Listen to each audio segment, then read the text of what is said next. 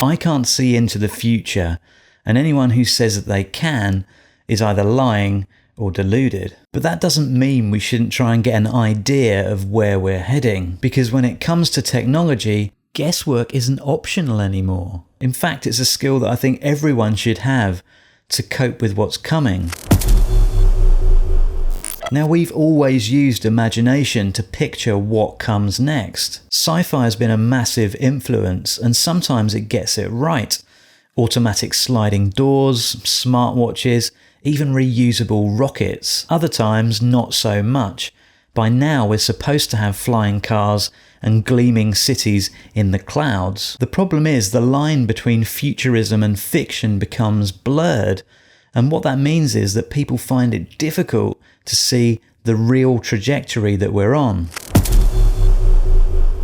Back in 2010, I started teaching on a module that focused on emerging technology in visual communication. In part, this involved me delivering lectures where I kind of projected where technology might be heading. And what's interesting is that many of the things we discussed did happen. Phones became everything devices, streaming overtook scheduled TV, VR became properly usable, voice assistants worked, graphics have hit near realism, mobile internet became fast, cheap, and everywhere. Now, I know these weren't wild sci-fi dreams, they were logical steps forward. They hadn't arrived yet, but the pathway towards them was visible. And to make these predictions, you just needed to know how to look at things. So how did I make these predictions that came true?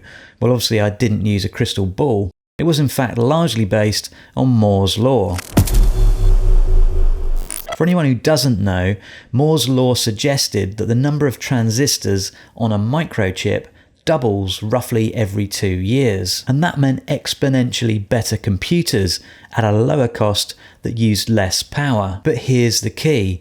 Better chips don't just make better computers. They lift everything: battery efficiency, streaming, video compression, and cloud services. And importantly, they also furthered research and sped up the research process. It's all interconnected. So if you understood where CPUs were heading, then you could kind of trace out the knock-on effects. That's exactly what I did. I wasn't predicting magic, I was following the logic of scale. In essence, the secret behind having a stab at predicting where we're heading is connected thinking. Most people look at technology in isolation, but if you train yourself to see the system, you'll see how progress in one area affects another. You start to build a clearer picture of the road ahead. And that's how I made reasonable predictions with confidence, even though some of that tech barely existed at the time.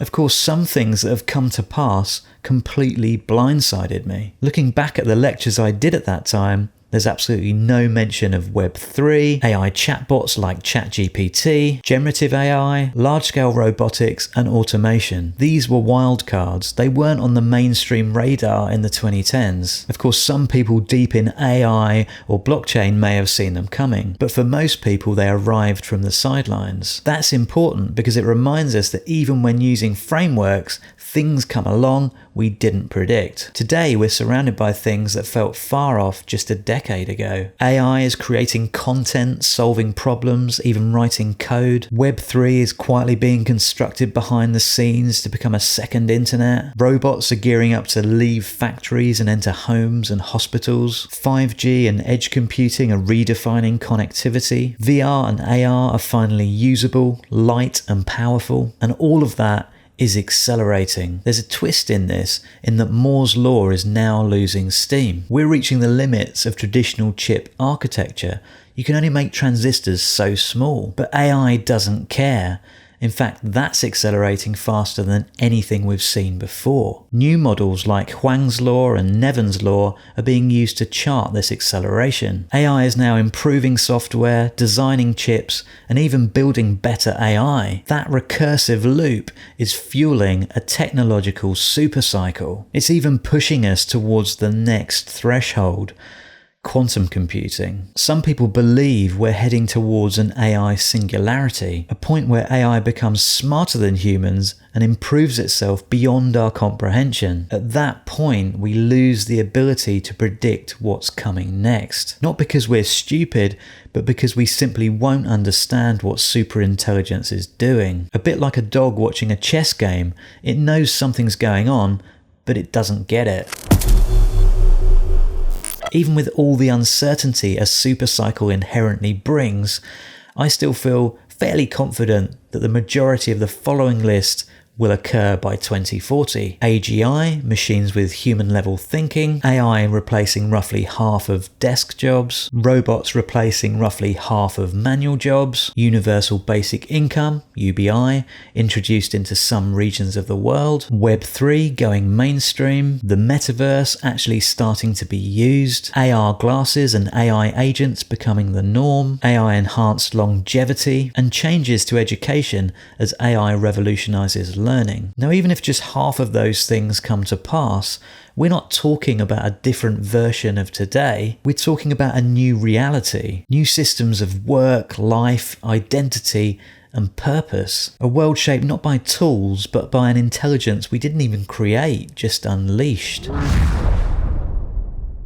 So in light of all the huge changes that are likely coming around the corner, what should you do? Well, you don't need to become a futurist, but you do need to pay attention, prepare and adapt, understand what's coming and think ahead. Because the future isn't just happening to us.